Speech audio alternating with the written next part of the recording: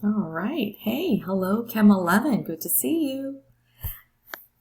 As I had mentioned in our assignment, we are moving on to a new chapter called Solution Chemistry. And so here I am working out of our OneNote notebook. Now, just a reminder, let me go to Team and see where this is. Well, let me just go to what you normally look at. So when you come to Teams, this is probably what it might look like. It might look a little different from my version. Right? And up at the top, you know where to find your assignments. And come over here to click into your class notebook. So this is the class notebook as if we were in class and I'm standing at the front and I'm writing in that notebook on my computer. So click this arrow over here. And when you click that arrow, it brings you into our various chapters. So these are all the chapters that we had covered prior. And here we are in our brand new unit called Solutions.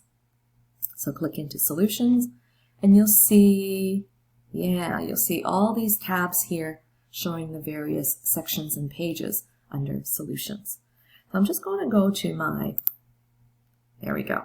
This is my desktop version of OneNote. I find it a little bit better, so I'm going to work from here. So our very first page would be some general terms. Some general terms like solution and solvent and solute.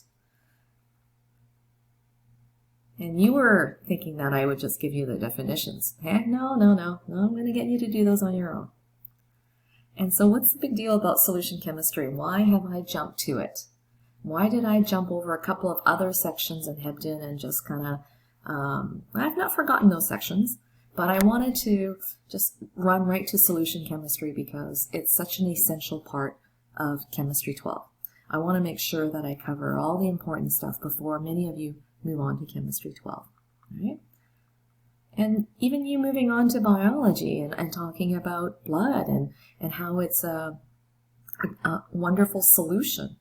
The solution is made up of a lot of water, red blood cells, white blood cells, of course, and it's because it's water-based, then we have a lot of ions that are capable of dissolving in there, like sodium and chloride and calcium ions and potassium ions. Proteins, nutrients, gases. So even just something as simple or as complicated as blood is really seen as a solution. Solutions react a whole lot faster. Solutions allow us to bring the essential ions throughout our body so much more quickly.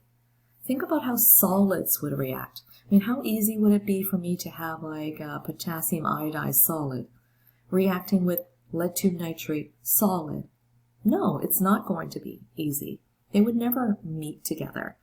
But if I had those substances dissolved in water and then pour the two solutions together, they, would bump into each other quite quickly and the reaction will occur. We'll come back to this reaction eventually. We'll come back to that picture.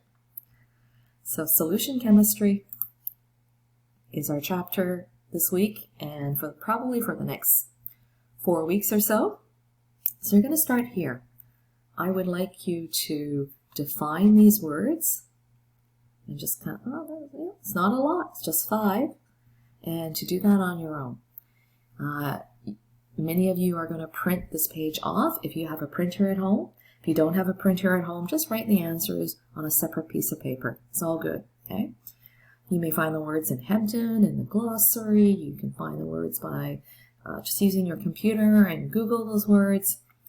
It's a good start before we move on, just so that you know what I'm talking about when I am referring to the words like solute. Then our next assignment for this week is this POGO activity. Now, as some of you are familiar with POGOs, there are a couple of pages. I know, it's a bit long. There are some pictures. There's some guided questions.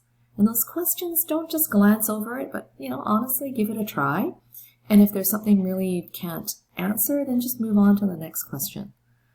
The process is what we're looking at. And the process helps us to understand some key concepts. And the concepts today would be saturated and unsaturated. So let's take a look at this beaker. This beaker is holding a solution. It contains 10 grams of water, so 10 milliliters of water. Okay, some water in there. It's about 20 degrees Celsius. All right, so, cool room temperature. And the solutions have been stirred for 2 hours. Wow, okay. We've been trying hard to stir and dissolve this substance for about 2 hours. And the solute, the thing that we're trying to dissolve, would be represented by the gray dots, those gray little circles. So in beaker A, those 5 gray dots are floating around, so those are considered to be our 5 dissolved particles. Now, of course, with our naked eyes, we wouldn't be able to see whatever is dissolved, but we have our magical chemistry pictures here. So we're drawing the 5 gray dots to represent dissolved particles. And so when they're saying number of solid particles, they mean like stuff that's not dissolved, undissolved. So we don't have any. In beaker A, we have 0, that's undissolved. In beaker B, same thing. If I were to count, there are 10 little dots in there, so there are 10 dissolved particles. We don't have any undissolved. Now, what would undissolved look like? Oh, yeah. It would look like this. It would look like that clump sitting at the bottom. And even though I've been stirring for 2 hours, it's not dissolving. So I think of my iced coffee in this case, want to put a little sugar in my iced coffee, but it doesn't dissolve very well in that cold iced coffee. So there's a bit of sugar sitting at the bottom. Okay, so that's my undissolved stuff. So have a little patience with this. Go through this. I know it goes on for a couple of pages. Try your best. I will have an answer key eventually, but I don't want to give it to you quite yet. All right, so that should bring you through the words saturated and unsaturated. I don't love Hebden for this chapter, and so what I'm going to decide to do will be a separate workbook. This is a workbook that I have,